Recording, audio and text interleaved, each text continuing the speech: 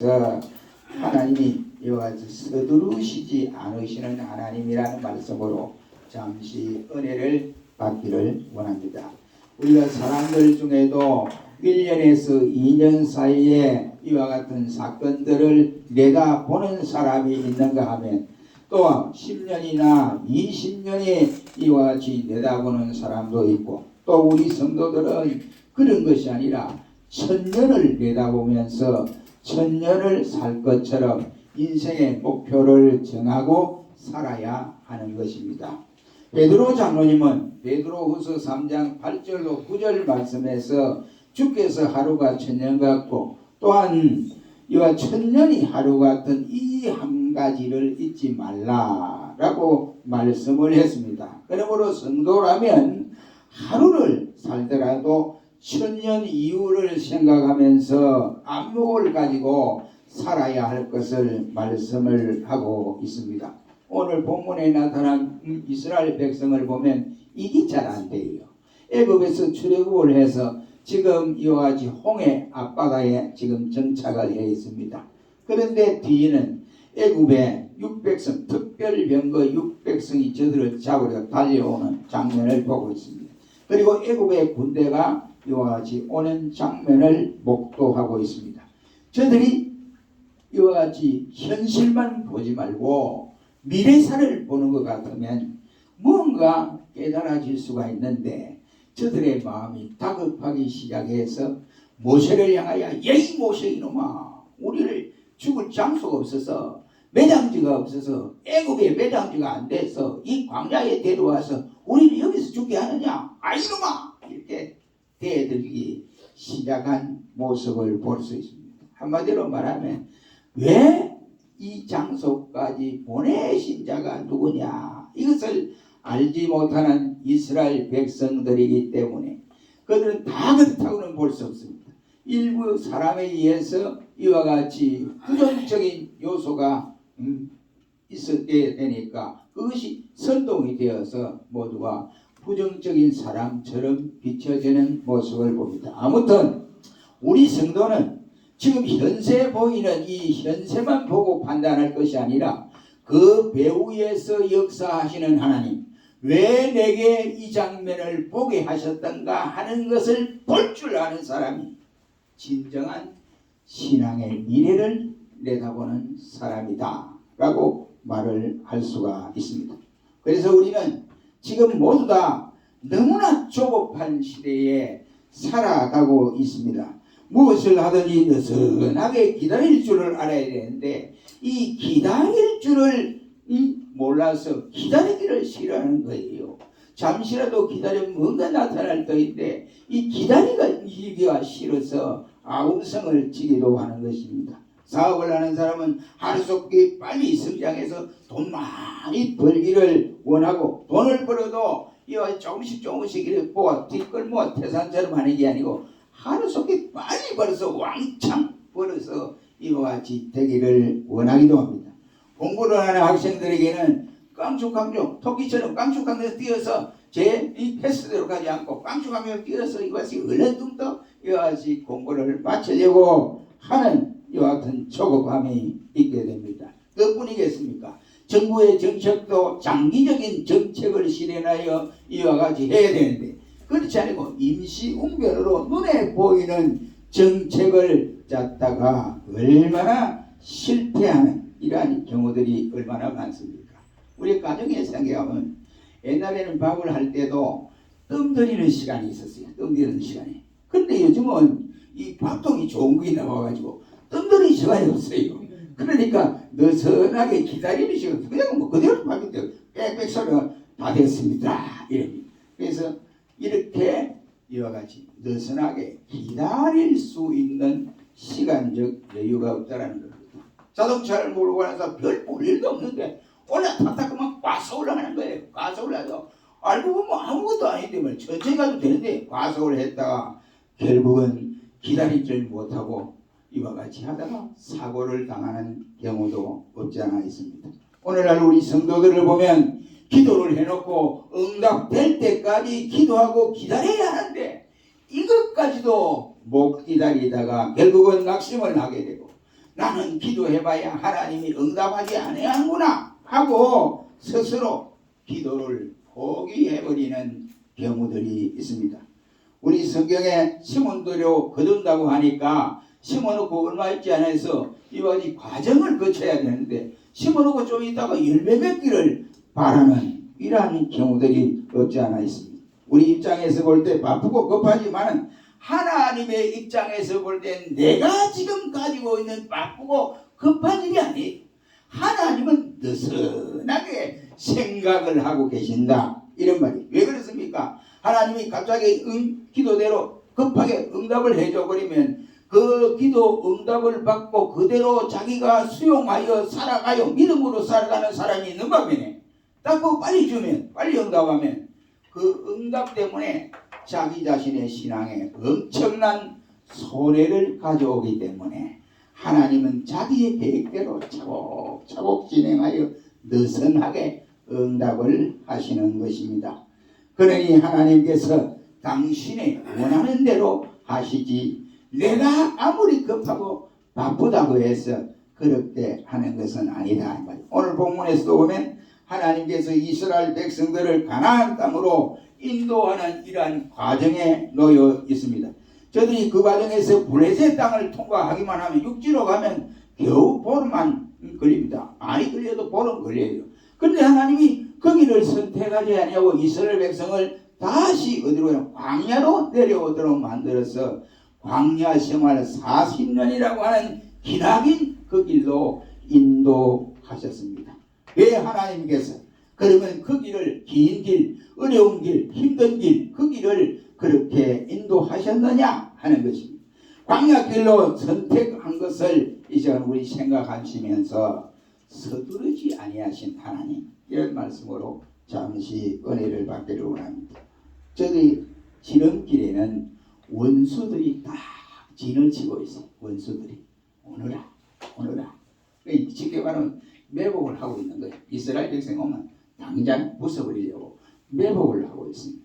지름길에는 블레셋 사람들이 살고 있는 이와 같은 길입니다. 그러기에 자칫 잘못하다가 블레셋에게 전쟁을 해서 저들이 도리어 블레셋에게 붙잡혀서 종이 될 수도 있는 사건입니다.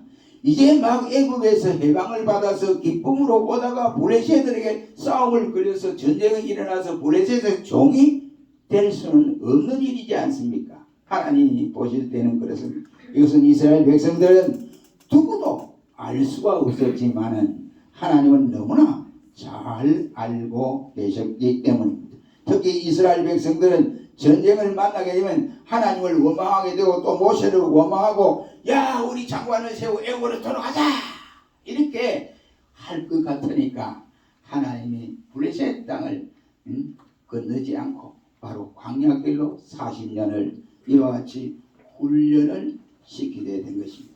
또 그들에게 기사와 이적을 보여주기 위해서 블레셋 땅을 거쳐서 보름 만에 가나안 땅으로 들어가게 하지 아니하고 홍해의 길, 광야의 길을 선택했다고 하는 사실입니다. 평평한 길로 인도를 하시면 사람들은 하나님의 은혜를 알지 못할 때가 많습니다. 하나님은 홍해 바다가 갈라지는 그 기적의 현장을 이스라엘에게 보여주게 하신 것입니다. 그러면서 이스라엘 향하여 너희의 애굽에서 출애굽을 시켜서 너희의 구원자는 모세가 아니다. 아론 장로가 아니고 바로 나야. 내가 너희를 구원하는 사람이야. 그래서 내가 모세를 명하여 홍해 바다를 육지같이 건너게 하는 것이야. 이것을 기적을 보여 체험하게 하셨던 것입니다. 그리고 그들을 연단 시키시고 훈련이 필요했기 때문에 돌아가는 길, 광야의 길을 선택하셨습니다. 지금 이 상태는 약속의 땅 가나안에 들어갈 수 있는 인격이 형성되지를 못했습니다. 왜? 애굽에서 저들이 종살이를 했거든요. 종살이를 했는데 그 엄청난 종살이를 하는 동안에 430년 종살이를 하는 동안에 저들의 몸에는 뭐가 되느냐? 애굽 사람들의 사상, 애굽 사람들의 생각, 애굽 사람들의 또한 행동, 애굽 사람들의 또 신앙 이것이 딱 몸에 배어 있습니다. 하나님의 백성으로서 거쳐지고 훈련을 받아서 깨끗한 상태가 아니라 애굽에 젖어 있던 사람들이 나왔기 때문에 저들이 가나안 땅에 입성할 수 있는 성숙한 신앙의 사람이 되지를 않았기 때문에 광야에서 하나님이 훈련을 시켜서 바로 인격을 갖추게 하기 위한 것입니다.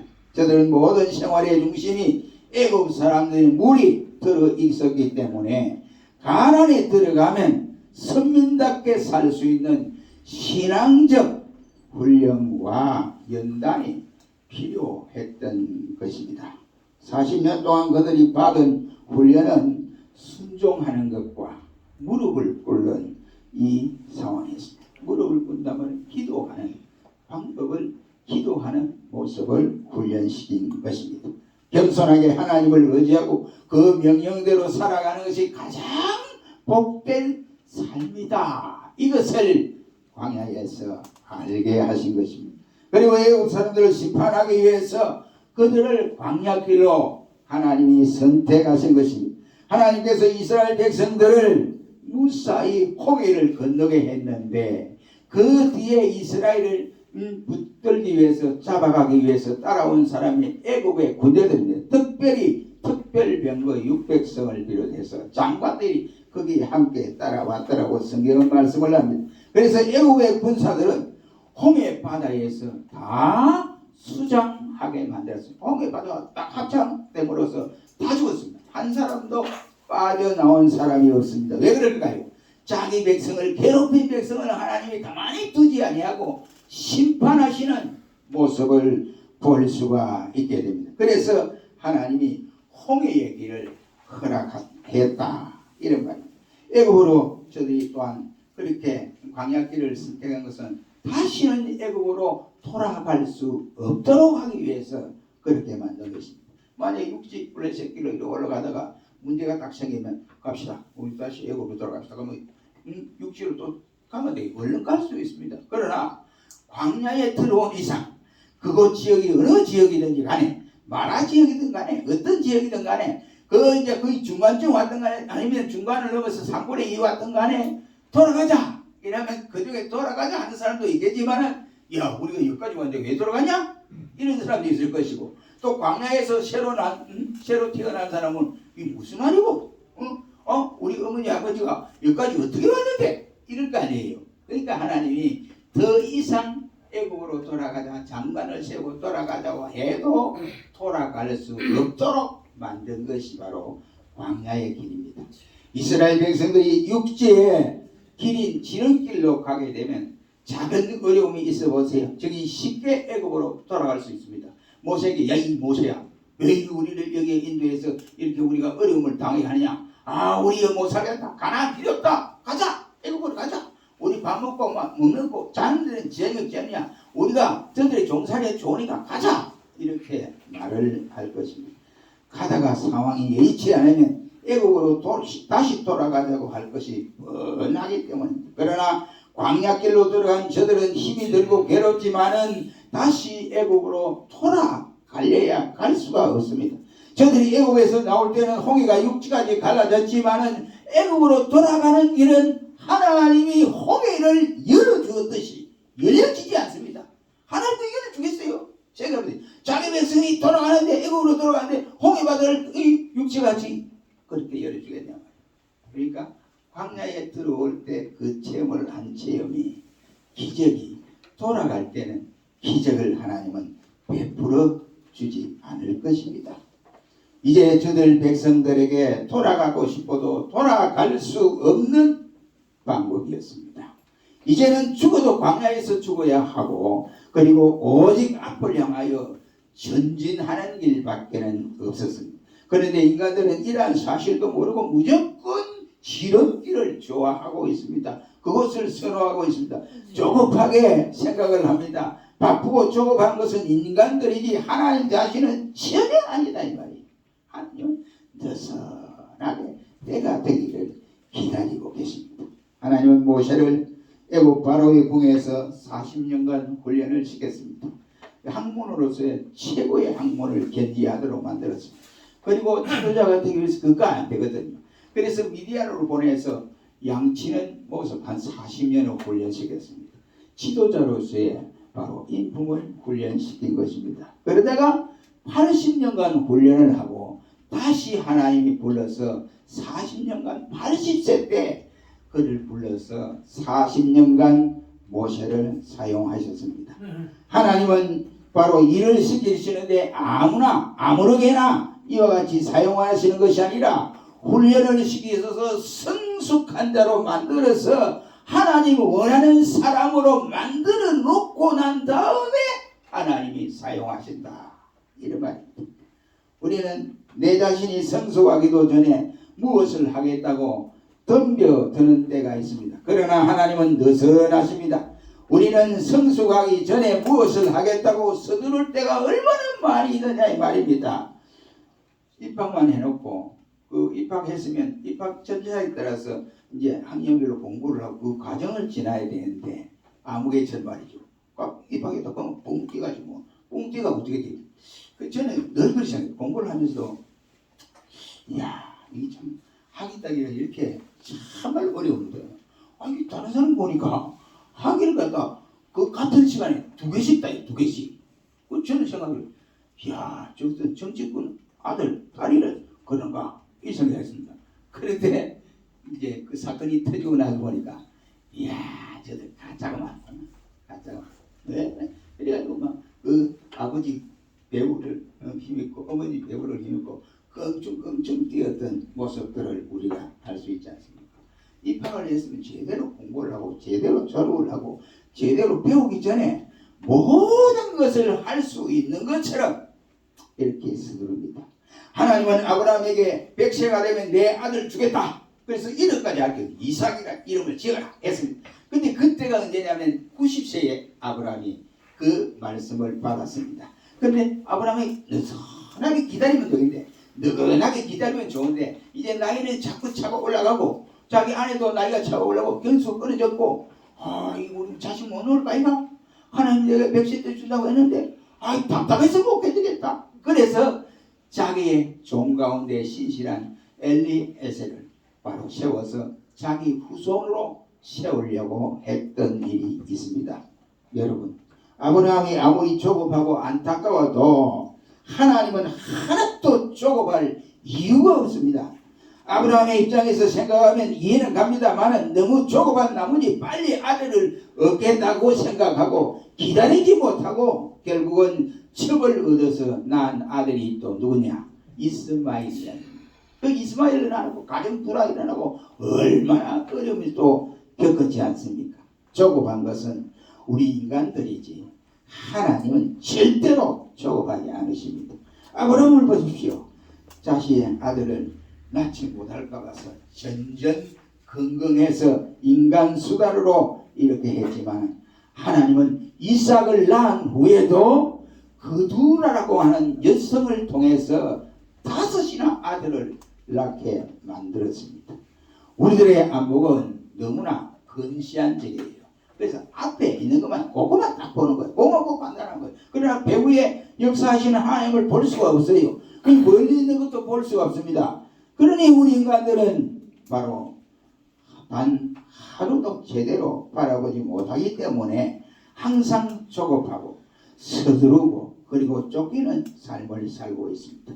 기도를 해놓고 항상 우리가 조급해야 합니다. 그래서 충성과 봉사와 헌신을 해놓고도 하나님의 때를 기다리면 뭔가 하나님이 역사할 것인데 이 때를 기다리지 못하고 조급해서 야단들을 집니다.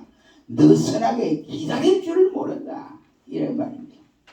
응답될 때까지 느슨하게 기다리는 모든 성도들이 되시기를 주의 이름으로 축원합니다. 왜 서두르느냐? 서두르는 사람의 그 이유가 뭐냐? 그건 첫째는 준비가 되지 않았다. 준비가 되지 않았다. 사람들이 왜 서두릅니까? 시간은 다 돼가고 자기는 준비가 되지를 못했으니 서두르게 됩니다. 그렇기 때문에 대체로 서두르는 사람은 준비할 일이 더 많아요. 별게 아닌데 막 이것저것 막 서두릅니다. 서두르니까 뭐 해야 될 것도 안 하고 막 이래가 빠지는 경우도 있어요. 부족한 것이 많은 사람들입니다. 온전한 사람, 성숙한 사람일수록 함부로 서두르지 않습니다. 우리 옛말에 하루 강아지 더 무서운 줄 모른다는 말이 있지 않습니까? 이 강아지가 호랑이에 대해서 안다고 한다면 호랑이 앞에서 까불지 못해요. 그러니까 호랑이 쥐죽어도 막 땅에 엎드려가지고 가만히 있어야 돼. 이 강아지 이 조그마한 강아지 새끼가 모르잖아. 호랑이가 이 엄청난 큰 왕중의 왕인지도 모르고 이러니까 까부는 거예요. 마찬가지라고 할 수가 있습니다. 그러니 우리는 늘 준비하는 사람, 늘 우리는 자신의 부족함을 볼 줄 아는 사람이 되시기를 주의 이름으로 축원합니다. 왜 그러느냐? 왜 서그느냐? 서그는 사람 보면 믿음이 없기 때문에 이러한 조급함이 있게 됩니다. 하나님이 한번 하시는 말씀은 천지가 없을지언정 내 말씀은 1.1에라도 없어지지 아니하리라 라고 말씀을 했습니다. 이 말씀을 확실히 믿는 자만이 절대로 조급하거나 서두르지 않습니다. 아브라함이 아들 문제로 인해서 조급하게 생각한 것은 하나님에 대한 쉽게 말하면 믿음이 부족했기 때문에 그런 것입니다. 하나님은 한번 약속하시면 그 약속은 꼭 이루시고 맙니다. 약속에 대한 신실하신 하나님입니다. 그 약속에 대한 불변하신 하나님이시다. 이런 말이 되겠습니다. 여러분 사울 왕을 보십시오. 블레셋과 전투에서 이제 사무엘과 약속 시간이 아주 덜 됐어요. 보니까 약속 시간이 덜 됐는데 자기가 조급한 거예요. 그러니까 이제 블레셋 군대는 자꾸 소식이 쳐들어온다. 군대가 자꾸 전진한다. 자기들 쪽으로 전진한다. 이 소리를 들으니까 불안한 거예요. 그 조금만 있으면 사무엘이 선지가 와서 하나님 앞에 회막에 들어가 이 제사를 드리고 출전을 하면 되는데 자기 겁이 난 거예요. 조급해요. 그러니까 사무엘이 오기 전에 자기가 회막에 들어가서 제사를 드리다가 하나님에게 이와 같이 버림을 받게 되었습니다. 왜 그러냐? 바로 이것은 믿음이 부족했기 때문에 그러한 것입니다. 사랑하는 성도 여러분, 이럴 때 우리는 뭐가 필요합니까? 인내가 필요하단 말이에요. 이럴 때 인내가 필요해요. 조급할 때 우리에게 인내가 꼭 필요하다. 우리 성경에 보면 인내의 대표적인 사람은 욥을 들 수 있습니다. 그리고 노아를 들 수가 있습니다. 노아는 120년 이후에 홍수로 이 세상을 진멸해 버릴 것이라고 하는 이 말을 하나님으로부터 듣고 120년을 향하여 차곡차곡 방주를 짓습니다. 그 방주를 어디에 짓냐? 아라산 꼭대기에서 짓는 거예요. 그러니까 많은 사람들이 이제 120년 이후에는 홍수가 나서 지구를 섬멸한다. 이러니까 웃기는 소리 하고 있어. 저 영감 돌아야 됐어. 돌았다 이게. 왜? 방주를 지으려면 밑에 물이 있는데 가서 지어야 되는데 그것도 최고 높은 산 꼭대기에 올라가서 방주를 짓는 건 아니까 저 사람 살짝 돌았어. 이렇게 노아 영감 돌았어 하고 이렇게 조롱하지 않겠습니까? 그러나 노아는 그 조롱에도 관여하지 아니하고 하나님이 120년 후에는 홍수로 멸할 것이라고 하는 그 말씀을 굳게 믿고 하루도 빠지지 아니하고 방주를 짓기 시작을 했습니다. 그 결과 어떻게 됐습니까? 우리 성경은 말하기를 우리 성경은 노아가 방주를 예비하여 그 집을 구원하였으니 라고 말씀을 하고 있습니다. 다윗도 마찬가지입니다. 얼마나 어려움을 겪었습니까? 그런데도 불구하고 그는 인내의 믿음으로 버텨서 승리할 수가 있었습니다. 하나님께서 때를 기다리다가 하나님께 주시는 그 때를 기다렸다 이런 말입니다. 우리는 그때까지 기다려야 합니다. 성숙하지 못한 사람, 믿음이 없는 사람은 기다리지를 못합니다. 조급합니다. 속에서 불이 나다고요. 그러니까 주님이 움직이기 전에 자기가 먼저 움직이는 거예요. 주님이 액션을 취하고 먼저 해야 되는데 주님은 온데가 되고 자기가 주님 앞에 나가서 막 하는 거예요. 그러니까 주님 보실 때 오야 네 맘대로 한번 해봐라. 네 대로 해봐라. 그게 잘 되는가 한번 해봐라. 그런 시간이에요. 그러니 조급한 마음을 가져서는 안 됩니다. 그럴 때일수록 우리는 믿음의 사람이 되어서 느슨하게 기도하고 하나님이 응답될 때까지 기다리셔야 합니다. 사랑하는 성도 여러분, 우리는 다급하고 조급한 시대에 살아가고 있습니다. 우리 모두 인내의 믿음을 가지고 준비하여 하나님의 때를 잘 기다리는 저와 여러분이 되시기를 주의 이름으로 축원합니다. 기도하겠습니다. 전능하신 하나님 감사합니다.